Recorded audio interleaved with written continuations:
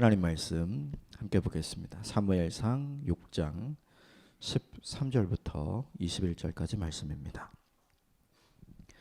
사무엘상 6장 13절부터 21절까지 말씀 한 절씩 같이 교독하겠습니다. 13절입니다. 벳세메스 사람들이 골짜기에서 밀을 베다가 눈을 들어 괴를 보고 그 본 것을 기뻐하더니 수레가 벳세메스 사람 여호수아의 밭 큰 돌 있는 곳에 이르러 선지라. 무리가 수레의 나무를 패고 그 암소들을 번제물로 여호와께 드리고 레위인은 여호와의 궤와 그 궤와 함께 있는 금 보물 담긴 상자를 내려다가 큰 돌 위에 두매 그날에 벳세메스 사람들이 여호와께 번제와 다른 제사를 드리니라. 블레셋 5 방백이 이것을 보고 그날에 에그론으로 돌아갔더라. 블레셋 사람들이 여호와께 속건 제물로 드린 금 독종은 이러하니 아스돗을 위하여 하나요, 가사를 위하여 하나요, 아스글론을 위하여 하나요, 가드를 위하여 하나요, 에그론을 위하여 하나이며 드린 바 금쥐들은 견고한 성읍에서부터 시골 마을까지 그리고 사람들이 여호와의 궤를 놓은 큰 돌에 이르기까지 5 방백에게 속한 블레셋 사람들의 모든 성읍의 수대로였더라. 그 돌은 벳세메스 사람 여호수아의 밭에 오늘까지 있더라. 벳세메스 사람들이 여호와의 궤를 들여다본 까닭에 그들을 치사 70명을 죽이신지라. 여호와께서 백성을 쳐서 크게 사륙하였으므로 백성이 슬피 울었더라. 벳세메스 사람들이 이르되 이 거룩한 하나님의 여호와 앞에 누가 능히 서리요, 그를 우리에게서 누구로 올라가시게 할까 하고 함께 읽겠습니다. 전령들을 기럇 여아림 주민에게 보내어 이르되 블레셋 사람들이 여호와의 궤를 도로 가져왔으니 너희는 내려가서 그것을 너희에게로 옮겨가라. 아멘. 이것은 하나님의 말씀입니다. 어제 본문에 함께 나눴던 3가지의 메시지가 있었죠. 하나님의 언약궤를 어떻게 할까 사람들이 고민하죠. 그러다가 그들이 찾은 정답이 있었습니다. 있던 곳으로 돌려보내야 한다. 법궤가 원래 있던 곳으로 돌려보내는 일이 이 일을 해결하는 일이다. 그 본문이 우리에게 말씀해 주시는 메시지가 하나 있었죠. 본래 있어야 할 하나님의 자리, 그곳으로 하나님의 자리를 있게 하는 것이 중요하다. 우리에게 적용해 본다면 내가 본래 있어야 할 삶의 자리, 우리를 성도로 부르신 삶의 자리, 하나님의 사람으로 불러주신 삶의 자리로 우리가 돌아가는 것이 중요하고, 또한 우리의 마음에 있어야 할 본래 하나님의 자리, 우리의 마음을 채우고 있는 다른 것이 아니라 하나님께서 우리의 마음을 가득 채우실 수 있도록 우리 내면의 자리를 하나님께 내어드리는 것이 중요하다. 이것이 첫 번째 메시지였습니다. 두 번째 메시지는 그 일을 진행하려는 사람들에게 경고하는 내용이 있었죠. 애굽의 바로처럼 버티지 말라. 하나님의 자리로, 법궤가 있던 자리로 법궤를 돌려보낼 거라면 머뭇거리지 마라. 머뭇거리다가 바로처럼 더 큰 화를 자초한다. 어제 메시지가 그것이었죠. 이것이 우리에게 적용할 수 있는 메시지는 뭐냐면, 버려야 할 것이 있다면 빨리 버리라. 버티지 말고 버리는 것이 좋다. 돌이켜야 할 것이 있다면 버티지 말고 빨리 버리라.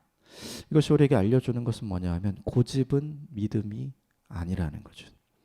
고집은 빨리 버려야 할 것이고 믿음은 빨리 세워야 할 것이죠.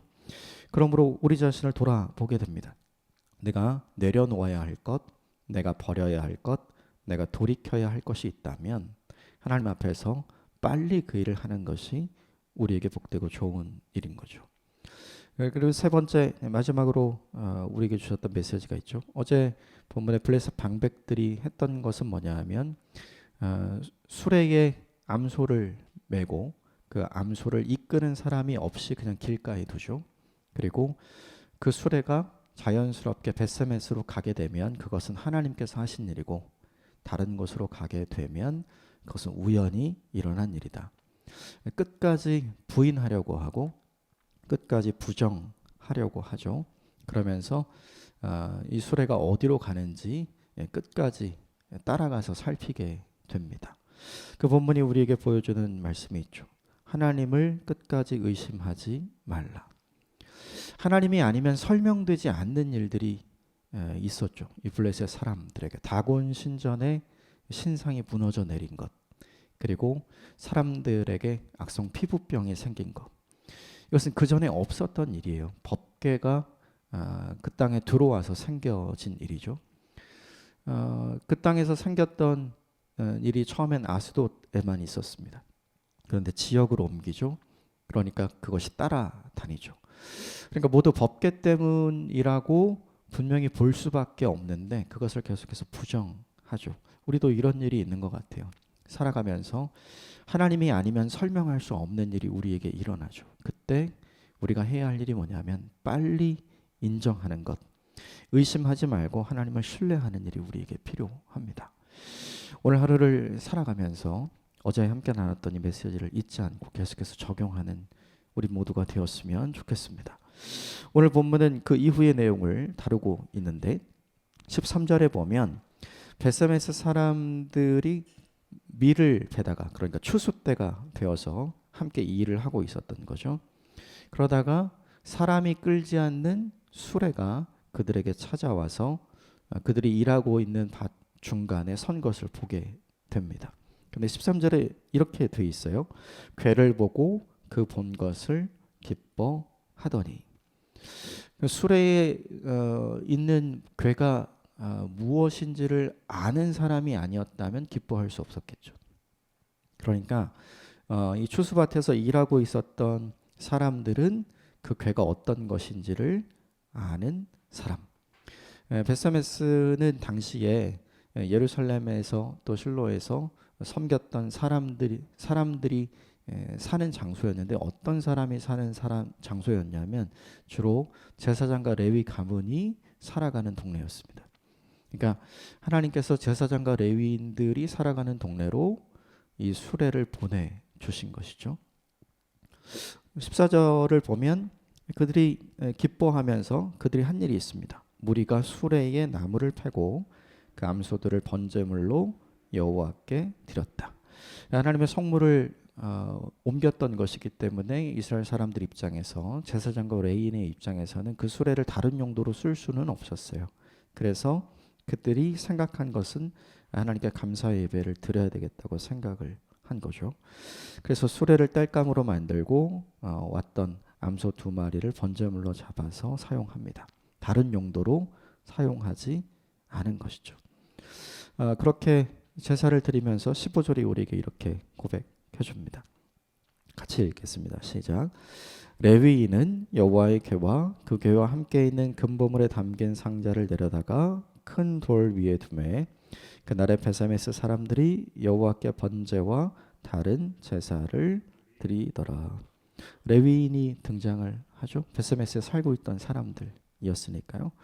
그들이 함께 온 여호와의 법궤를 그 돌 위에 얹고요.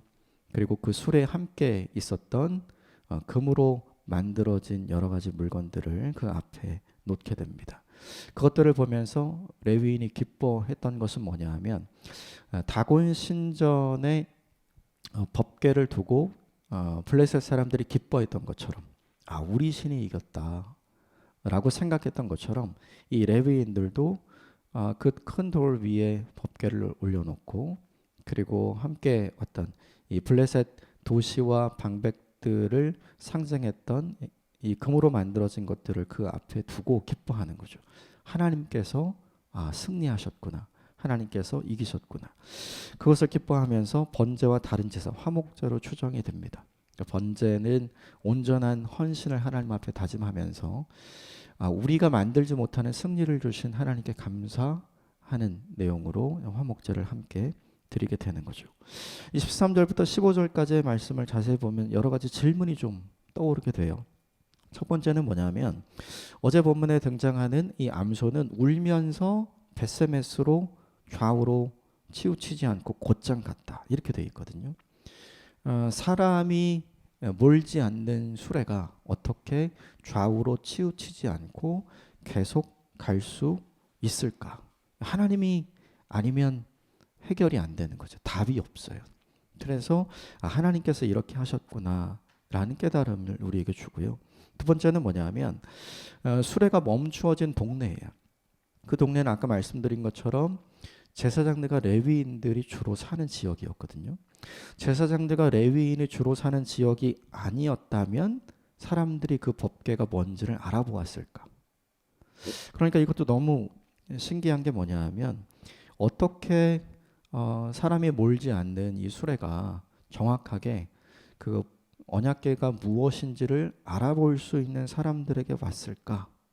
이게 너무 이상한 거죠. 이것도 뭐냐 하면 하나님이 아니면 설명이 되지 않는 일이에요. 그리고 그들이 가장 먼저 한 일이 있어요. 사람들이 블레셋과의 전투에서 법궤가 빼앗겼고 그들이 패배했다는 걸 사람들이 다 알고 있었죠. 그런데 그 법궤가 그 누구의 도움도 받지 않고 자연스럽게 돌아왔거든요. 그러면 그것이 어떤 의미를 갖는지를 모르는 사람들이었다면 그 수레를 땔감으로 써야 할 생각을 하고 그 암소 두 마리를 번제물로 드리고 함께 화목제를 드려야겠다고 생각을 할 수 있었을까? 그렇지 않은 거죠. 그러니까 법궤가 이스라엘로 다시 돌아왔다는 것이 어떤 의미를 가졌는지 아는 사람들이었기 때문에 지금 자기들이 해야 할 가장 첫 번째 일이 무엇이냐면 하나님을 하나님으로 인정하는 일, 그리고 그 하나님께 하나님이 행하신 일에 대한 감사를 드리는 일, 그 일을 가장 먼저 해야 한다는 것을 알았겠죠. 그래서 이 일을 한 거예요. 그러므로 13절부터 15절까지 이 내용이 우리에게 보여주는 메시지가 있어요. 그것은 무엇이냐면 이스라엘을 위한 하나님의 역사는 단 한치의 오차도 없이 진행되고 있다는 거죠. 사람들이 전혀 생각해 본 것도 아니고 사람들이 계획한 것도 아니에요. 그런데 이 일을 하나님께서 단 한치의 오차도 없이 그것을 알아볼 수 있는 제사장과 레위인들이 사는 곳으로 보냈고 그들이 이것이 무슨 의미인지를 깨닫게 했고 그들이 해야 할 첫 번째 일에 쓰임 받을 제물과 땔감들을 다 준비해 주셨거든요. 가장 놀라운 일은 사람이 끌지 않는 수레가 정확하게 목적지를 향해 갔다는 것이고 또 그 마을을 지나치지 않고 거기에 섰다는 것이 가장 중요한 것이죠. 이것을 우리에게 좀 적용해 볼 필요가 있어요. 우리를 향하신 하나님의 계획은 한치의 오차도 없이 여전히 진행되는 줄 믿습니다. 중요한 건 하나님이 아니라 우리의 믿음인 것 같아요. 한치의 오차도 없이 우리를 향한 하나님의 계획이 이미 진행되고 있음에도 불구하고 우리는 계속해서 어제 본문에 블레셋의 방백들처럼 우연이라고 생각하고 끝까지 믿지 않고 의심하려 하는 것 같습니다. 이 본문이 우리에게 보여주는 메시지가 무엇인가? 이 본문을 통해 하나님께서 주시려는 메시지가 무엇인가? 보라는 거죠. 하나님이 어떤 분이신지 보라는 거예요. 이 본문의 내용을 잊지 않았으면 좋겠고 이 메시지를 기억하며 오늘 하루를 살았으면 좋겠습니다. 이스라엘은 분명히 실패했어요. 그런데 하나님은 그 이스라엘의 실패를 하나님의 실패로 만들지 않습니다. 하나님은 그 모든 것을 협력해서 선으로 바꾸어 주시는 분이시고 다시 이스라엘에게 하나님의 은혜를 베풀어 주시는 분이십니다. 그러므로 무엇을 믿을 것인가? 무엇을 우리의 마음에 둘 것인가? 고민하고 근심하지 마십시오. 오늘 더 하나님을 신뢰하는 하루를 살게 되셨으면 좋겠고 우리의 내일을 한치의 오차 없이 준비해 주시는 하나님을 신뢰하는 하나님의 사람이 되시기를 주님의 이름으로 축복합니다. 16절 말씀 같이 보겠습니다. 16절 시작. 블레셋 5 방백이 이것을 보고 그날의 에그론으로 돌아갔더라. 어제 본문에 끝까지 의심하던 사람들, 이건 끝까지 우연이다 라고 믿고 싶었던 사람들, 그렇게 해서 이것이 하나님이 행하신 일이다라고 하나님이 행하신 일이라고 인정되지 못하도록 모든 상황을 설계한 사람들이 어디까지 쫓아왔냐면 오늘 본문에 이스라엘 백성들이 하나님께 감사의 예배를 드리고 헌신을 다짐하는 자리까지 쫓아온 거죠. 그리고 그것을 보고 돌아갔다 이렇게 이야기하죠. 이 본문이 우리에게 주는 메시지가 있다면 이것이죠. 어제 본문과 연결해서 보면 이 모든 것은 우연이 아니라 하나님께서 하신 일이다. 하나님께서 누구에게 메시지를 주시는 거냐면 끝까지 따라왔던 블레셋 5 방백에게 메시지를 주신 것이죠. 너희의 생각처럼 이것은 우연이 아니다. 내가 한 것이다. 라는 분명한 메시지를 주죠. 이것을 블레셋 이 5 방백은 뭘 통해서 경험하냐면 그들이 경험한 사건을 통해서 경험합니다. 이것이 우리에게 좀 중요한 것 같아요. 우리 또 일상을 살아갑니다. 일상을 살아가면서 우리가 경험하는 사람들, 우리가 경험하는 사건들이 많아요. 하나님께서 우리에게 어떤 통로를 통해 말씀하시냐면 기록된 성경을 통해서 우리에게 말씀하기도 하시지만 우리가 경험하는 일상과 우리가 경험하는 사건을 통해서 메시지를 주시기도 하는 것 같아요. 우리에게 중요한 건 뭐냐면 그것을 발견하는 눈이 있어야 한다는 거죠. 그것을 깨닫는 지혜가 있어야 한다는 거예요. 성경이 계속해서 이스라엘의 어리석음, 이스라엘의 지혜 없음을 이야기할 때 너희가 보아도 보지 못하고 너희가 들어도 깨닫지 못한다는 말을 계속해서 하시죠. 가장 대표적으로 이사야 선지자가 그 말을 이야기했고 예수님도 이사야 선지자의 말을 인용해서 예수님의 말씀을 듣고 있는 사람들에게 이야기합니다. 너희가 보지만 보지 못하는 사람이다. 너희가 듣지만 깨닫지 못하는 사람이다. 하나님께서 계속해서 보여주시는 것이 중요한 것이 아니라 그것이 무엇인지를 알아볼 수 있는 것이 훨씬 더 중요하다는 것이죠. 그러므로 이 블레셋 방백에 없었던 것은 무엇이냐면 그것이죠. 그것을 볼 수 있는 눈과 그것을 깨달을 수 있는 지혜가 없었던 거죠. 그래서 이미 알 수 있었음에도 불구하고 끝까지 그것을 확인하려고 했던 것이죠. 간절한 기도의 제목이 하나 생깁니다. 우리가 일상을 살아가는 동안 우리에게 늘 찾아오셔서 말씀하시는 하나님을 깨닫게 되기를 원하고 그것을 알아볼 수 있는 눈이 우리에게 있게 되기를 간절히 기도하게 됩니다. 이것을 기억하십시오. 오늘도 주님은 우리에게 말씀하고 계시고 오늘도 주님은 우리에게 보여주고 계시고 오늘도 주님은 우리에게 들려주고 계십니다. 하나님께서 말씀하시지 않는 것이 아니라 그것을 깨달을 지혜가 없는 것이고 그것이 무엇인지 알아볼 눈이 없는 우리가 문제인 거죠. 우리가 우리 자신을 돌아보면서 하나님께서 우리에게 메시지를 주실 때 그 메시지가 무엇인지를 분명히 깨달아 알고 그것을 발견할 수 있는 믿음의 눈을 가진 하나님의 사람이 되시기를 주님의 이름으로 축복합니다. 마지막으로 19절과 20절, 21절을 같이 좀 보겠습니다. 19절 말씀 같이 읽겠습니다. 시작. 베스메스 사람들이 여호와의 궤를 들여다본 까닭에 그들을 치사 70명을 죽이신지라. 여호와께서 백성을 쳐서 크게 사륙하였으므로 백성이 슬피 울었더라. 사람이 만들 수 없는 기적이 일어났어요. 하나님께서 그 기적을 오늘 베스메스 사람들에게 보여주셨죠. 그것이 어떤 의미인지를 알았기 때문에 헌신을 하고 감사의 예배를 드리면서 하나님의 행하신 일을 높여드렸습니다. 그 일을 행하면서 베스메스 사람들에게 큰 은혜가 임했죠. 그런데 오늘 본문에는 큰 은혜와 그런 큰 승리 뒤에 큰 슬픔이 찾아온 걸 보여주죠. 이 슬픔이 왜 찾아왔냐면 19절을 이렇게 이야기하죠. 베스메스 사람들이 여호와의 궤를 들여다본 까닭이다. 레위인이라도 함부로 궤 안을 열어보지 못했고 그리고 그 안에 무엇이 있는지를 살피면 안 됐죠. 그러니까 들여다본 까닭이라고 했기 때문에 왜 이 큰 슬픔과 재앙이 이스라엘 백성들에게 임하였는가 생각해 보면 선을 넘었기 때문이죠. 우리는 이 선을 넘는 것을 교만이라고 부릅니다. 만약에 이 본문에 이 궤를 들여다본 사람들이 레위인이라면 해서는 안 되는 일을 한다는 것을 알았을 거예요. 그래서 그들은 선을 넘은 것이죠. 만약에 레위인이 아니었다면, 제사장이 아니었다면 레위인들에게 물어봤어야 되죠. 그런데 물어보지 않고 그들이 먼저 움직이죠. 그래서 교만했던 것이죠. 이 교만의 결과 때문에 하나님께서 그들에게 주셨던 크신 은혜와 크신 승리가 한순간에 사라지는 것을 보게 됩니다. 우리에게 주는 교훈이 있죠. 하나님이 주시는 크신 은혜가 있어도, 하나님이 주신 크신 승리를 경험해도 교만하게 되면 한순간에 무너질 수 있다는 걸 다시 보여주는 거죠.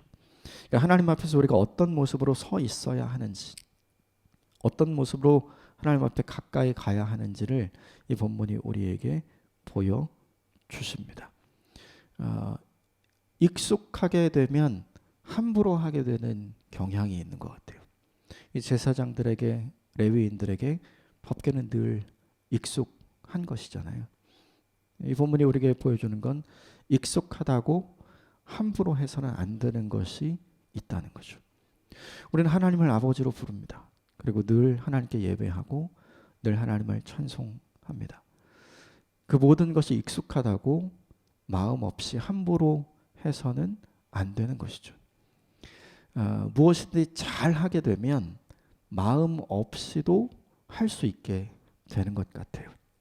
악기를 다루는 일이나 노래를 하는 일이나 또 말씀을 전하는 일이나 또 우리가 일상을 살아가는데 우리가 전문적으로 할 수 있는 많은 일들이 있잖아요. 그것을 익숙하게 잘하게 되면 마음을 쏟지 않고도 잘하게 될 수 있거든요. 그 순간에 우리에게 찾아오는 것이 무엇이냐 하면 이 교만한 마음인 것 같습니다. 그러므로 익숙할수록 잘 알수록 우리에게 필요한 것이 무엇이냐면 겸손한 마음이죠. 이 겸손한 마음이 있을 때 하나님을 하나님으로 대할 수 있기 때문입니다. 이 문제가 사람들에게 큰 이슈가 됐어요. 그래서 사람들이 결정한 내용이 있습니다. 20절과 21절 같이 읽겠습니다. 시작. 벳세메스 사람들이 이르되 이 거룩하신 하나님 여호와 앞에 누가 능히 서리요? 그를 우리에게서 누구에게로 올라가시게 할까 하고 전령들을 기럇 여아림 주민에게 보내어 이르되 블레셋 사람들이 여호와의 궤를 도로 가져왔으니 너희는 내려와서 그것을 너희에게로 옮겨가라.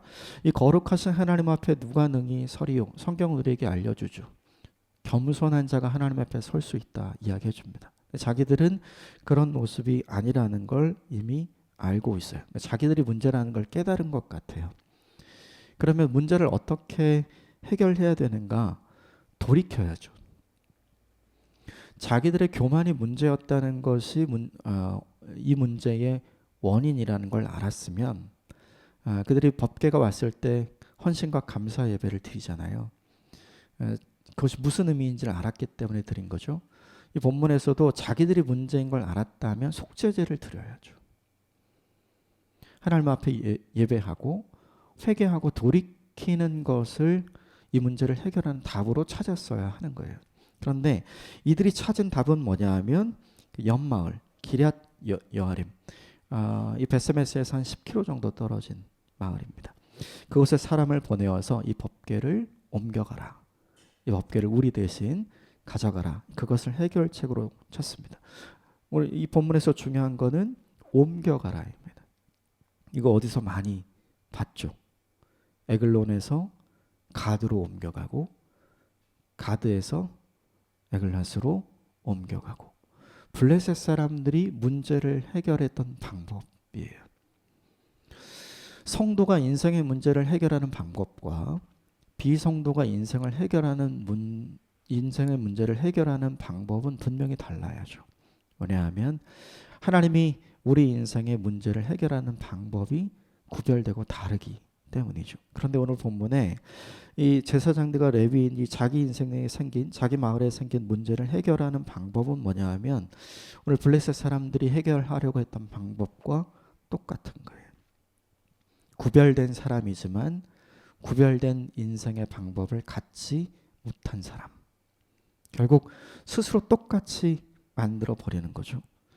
피한다고 해결되는 것이 아니죠. 돌이켜야 해결이 되는 거예요. 회개해야 해결이 되는 거죠. 그러므로 중요한 건 법궤를 옮길 것이 아니라 마음을 옮겼어야 됩니다.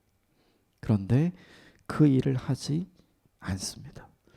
오늘 이 본문이 우리에게 반면교사의 본이 됩니다. 우리에게도 우리가 원인을 제공한 인생의 문제들이 있어요. 우리가 원인을 제공한 인생의 문제들을 어떻게 해결할 것인가? 그것은 그 문제를 다른 사람에게 토스한다고 해결되는 것이 아닙니다. 우리가 돌이켜야 하고 우리가 우리의 마음을 본래의 자리로 돌이키는 것이 필요한 거죠. 우리의 마음을 하나님 앞으로 가게 하는 것이 필요한 거예요.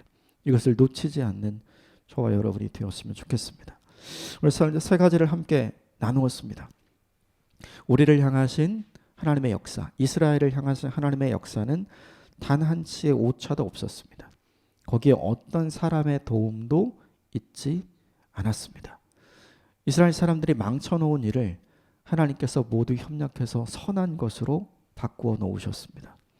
우리 인생을 향해 완벽한 계획을 갖고 계신 하나님, 그리고 모든 것을 협력해서 선으로 바꾸시는 하나님을 신뢰하는 저와 여러분이 되시기를 주님의 이름으로 축복합니다. 우리 일상을 통해 내가 경험하는 사람과 사건을 통해 늘 우리에게 보여주시고 늘 우리에게 말씀하여 주시고 늘 우리에게 깨닫게 하기를 원하시는 하나님이 계십니다. 중요한 건 그것을 알아보는 눈, 그것을 깨닫는 지혜, 그것을 귀담아 들을 수 있는 귀가 우리에게 필요합니다. 그것을 구하는 오늘 하루가 되시기를 주님의 이름으로 축복합니다. 우리 인생에 생긴 많은 문제들을 해결하는 방법이 있습니다. 그것을 다른 사람에게 던진다고 그 인생의 문제를 누군가에게 옮긴다고 해결되는 것이 아니죠. 피한다고 해결되는 것이 아니라 오히려 하나님 앞에 가지고 나가야 해결되는 것이죠. 법궤를 옮길 것이 아니라 우리의 마음을 하나님께로 옮기는 것이 필요합니다. 인생의 문제를 해결하는 바른 방법을 깨닫는 저와 여러분이 되었으면 좋겠고, 무엇보다 그 인생의 문제를 만들지 않는 사람, 교만한 사람이 아닌 하나님 앞에 겸손한 사람이 되어 오늘 하루를 살게 되기를 주님의 이름으로 축복합니다. 함께 기도하겠습니다.